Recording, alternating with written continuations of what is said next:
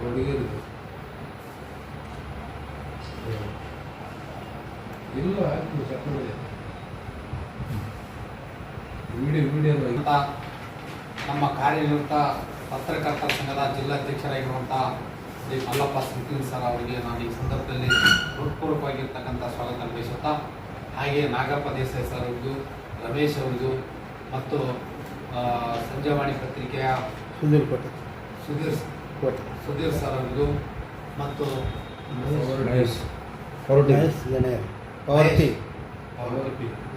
Power T ಮಾಧ್ಯಮದವರಿಗೂ ಮತ್ತು ಕಲ್ಯಾಣ ಕೋಟೆ ಪತ್ರಿಕೆಯ ಮಾಧ್ಯಮ ಮಿತ್ರರಿಗೂ ಈ ಸಂದರ್ಭದಲ್ಲಿ ಹೃತ್ಪೂರ್ವಕವಾಗಿರ್ತಕ್ಕಂಥ ಸ್ವಾಗತ ಬಯಸುತ್ತಾ, ನಾವು ಈ ಒಂದು ವನವಾಸಿ ಕಲ್ಯಾಣ ಅಂದರೆ ಈ ಒಂದು ಗಿರಿಜನ ಸುರಕ್ಷಾ ವೇದಿಕೆ ಕರ್ನಾಟಕ ರಾಜ್ಯದ ರಾಜ್ಯ ಸಂಯೋಜಕರು ಈ ಒಂದು ಪತ್ರಿಕಾ ಮಾಧ್ಯಮ ಮಿತ್ರರಿಗೂ ಸ್ವಾಗತಿಸುತ್ತಾ, ಇವತ್ತಿಗೆ ಪತ್ರಿಕಾಗೋಷ್ಠಿ ನಡೆಸಬೇಕಂತಕ್ಕಂಥ ಸಂಕಲ್ಪ ಇಟ್ಕೊಂಡು ಇವತ್ತು ಅಧ್ಯಕ್ಷರಲ್ಲಿ ಮನೆ ಮಾಡಿಕೊಂಡಾಗ ನಮಗೆ ಅವಕಾಶ ನೀಡಿದ್ದಾರೆ.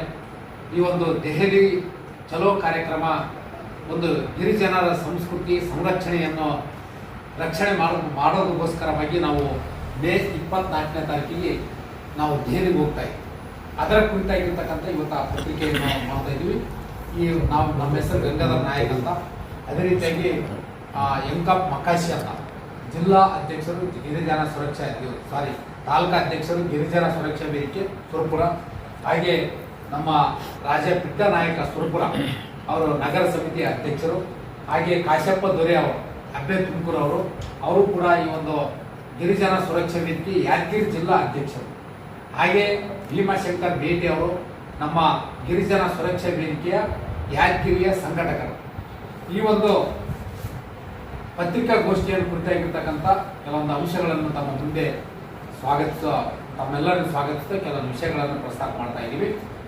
ನಾವು ಗಿರಿಜನ ಸುರಕ್ಷಾ ವೇದಿಕೆ ಅನ್ನತಕ್ಕಂಥ ಹೆಸರಿನಲ್ಲಿ ನಾವು ಕರ್ನಾಟಕ ರಾಜ್ಯಾದ್ಯಂತ ದೆಹಲಿಗೆ ಹೋಗ್ತಕ್ಕಂಥ ಸುಮಾರು ನಮ್ಮ ದೇಶ ಮಟ್ಟದ ಒಂದು ಕಾರ್ಯಕ್ರಮ ಆಗಿದ್ದರಿಂದ ಸುಮಾರು 60 ಟ್ರೈನ್ಗಳಿಂದ ನಾವು ದೆಹಲಿಗೆ ಹೋಗ್ತಾ ಇದ್ದೀವಿ. ಸುಮಾರು 2 ಲಕ್ಷ ಜನ ನಾವು ದೆಹಲಿಯಲ್ಲಿ ಈ ಬುಡಕಟ್ಟು ಜನಾಂಗದ ಒಂದು ಸಮಾವೇಶ ಇರುವುದರಿಂದ ಅಲ್ಲಿ ಸೇರ್ತಾ ಇದ್ದೀವಿ. ಮುಖ್ಯವಾಗಿರ್ತಕ್ಕಂಥ ಉದ್ದೇಶ ಏನು ಅಂತಂದ್ರೆ, ಬುಡಕಟ್ಟು ಜನರ ಸಂಸ್ಕೃತಿ, ಪರಂಪರೆ, ಆಚಾರ, ವಿಚಾರ, ರೀತಿ, ರಿವಾಜು ಇವುಗಳನ್ನು ರಕ್ಷಣೆ ಮಾಡಬೇಕು ಮತ್ತು ಇವುಗಳನ್ನು ಬಿಟ್ಟು ಹೋಗಬಾರ್ದು. ನಮ್ಮ ಪರಂಪರೆ, ರೀತಿ, ರಿವಾಜುಗಳೇನವ ನಾವು ಕಂಟಿನ್ಯೂ ಆಗಿ ಮುಂದುವರಿಸಿಕೊಂಡು ಹೋಗ್ಬೇಕಂತಕ್ಕಂಥ ಒಂದು ಗುರಿಯನ್ನು ಇಟ್ಕೊಂಡು ಯಾರು ಈ ಬುಡಕಟ್ಟು ಜನಾಂಗದ ತಮ್ಮ ರೀತಿ, ರಿವಾಜುಗಳು, ಲಕ್ಷಣಗಳನ್ನು ಬಿಟ್ಟು ಹೋಗ್ತಾರ ಅವರು ನಮ್ಮ ಬುಡಕಟ್ಟು ಜನಾಂಗ ಅಲ್ಲ, ಅಥವಾ ಮತಾಂತರ ಆಗಿದ್ರು ಅವರು ನಮ್ಮ ಜನಾಂಗ ಅಲ್ಲ ಅನ್ನತಕ್ಕಂಥದ್ದು.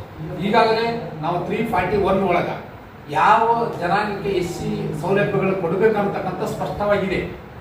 ಮತ್ತು ಯಾರು ಈ ಒಂದು ಬುಡಕಟ್ಟು ಯಾರು ಪರಿಶಿಷ್ಟ ಜಾತಿಯ ಲಕ್ಷಣಗಳ ಹೊಂದದೆ ಅವರು ಮುಂದುವರೆದ್ರೆ ಅವರನ್ನು ಬೇರೆ ಮತಾಂತರ ಆಗಿದ್ರೆ ಅವರನ್ನು SC ಪಟ್ಟಿಯಿಂದ ತೆಗೆದು ಅವರು ಅಲ್ಪಸಂಖ್ಯಾತರಾಗಿ ಉಳಿಸ್ತಕ್ಕಂಥದ್ದು ಕಾನೂನಾಗಿದೆ.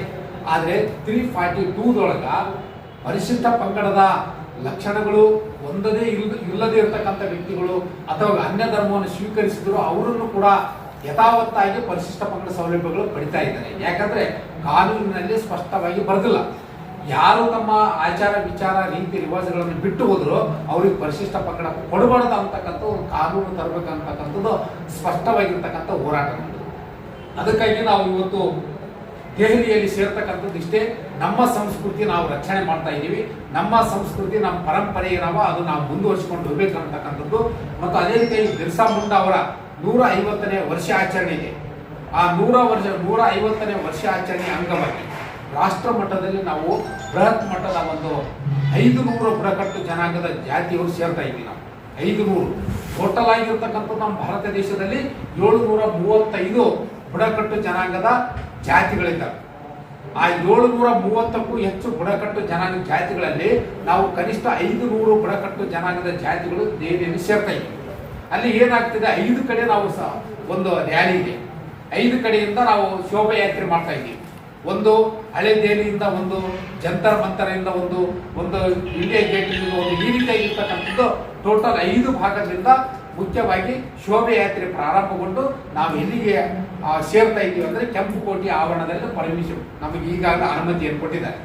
ಆ ಕೆಂಪುಕೋಟೆಯ ಆವರಣದಲ್ಲಿ ನಾವು ಬೃಹತ್ ಮಟ್ಟದ ಒಂದು ಸಮ್ಮೇಳನ ಕಾರ್ಯಕ್ರಮ ಹಮ್ಮಿಕೊಳ್ತೀವಿ.